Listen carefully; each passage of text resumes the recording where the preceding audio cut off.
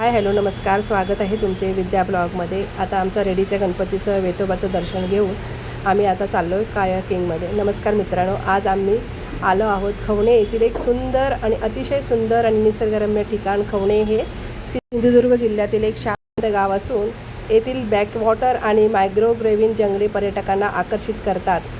आज आम्ही येथे कायाकिंगचा अनुभव घेणार आहे। कायाकिंग म्हणजे छोट्या बोटीत बसून पॅडलच्या मदतीने पाण्यात फिरणे। सुरुवातीला थोडी भीती वाटत होती, पण काही वेळातच हा अनुभव खूप मजेशीर वाटू लागला।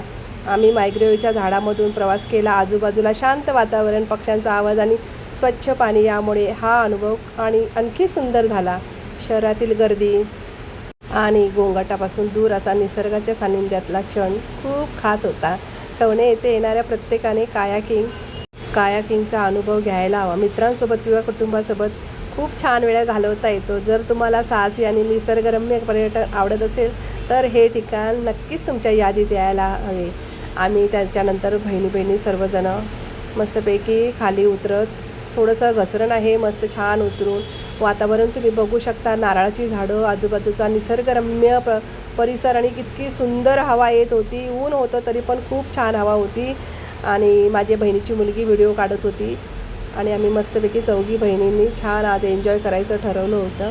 मी आणि माझ्या बहिणीची छोटी मुलगी आम्ही दोघीजणी बसलो। माझी 2 नंबरची बहीण बसली नाही, तिला थोडीशी भीती वाटत होती म्हणून ती बसली नाही। मी आणि माझ्या बहिणीची छोटी मुलगी आम्ही दोघीजणी बसलो।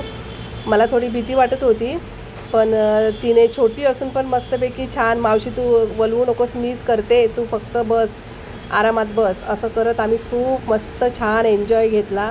आणि बघू शकता त्या दिवशी शनिवार होता, तर भरपूर पर्यटक तिकडे आले होते आणि सर्वजण कायाकिंगचा आनंद घेत होते।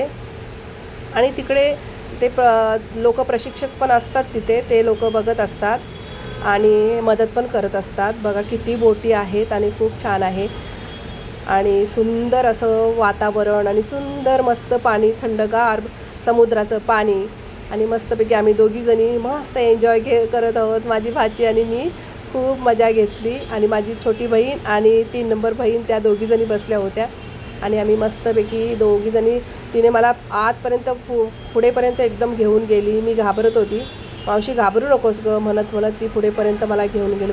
बघू शकता किती सुंदर आणि मस्त असं सीन आहे। बघा केवढं छान वाटतं ना, इतका सुंदर असं गर्द हिरवी झाडी आहे। माझी छोटी बहीण आणि 3 नंबर बहीण दोघीजणी बसल्या आणि खूप मस्त असं एन्जॉय केलं। फर्स्ट टाईमच मी आली होती इकडे, मी यापूर्वी कधी आली नव्हती। आम्ही एकमेकींनी फोटो काढले, व्हिडिओ शूट केले, खूप मस्त मज्जा केली आणि आम्हाला खूप आनंद पण झाला। फक्त माझी 2 नंबर बहीण ती घाबरत होती। 2 नंबर बहीण आणि छोट्या बहिणीची मुलगी एक, त्या दोघीजणी आल्या नाहीत आणि आम्ही मस्तपैकी खूप आतपर्यंत पुढेपर्यंत गेलो आणि छानपैकी आनंद घेतला।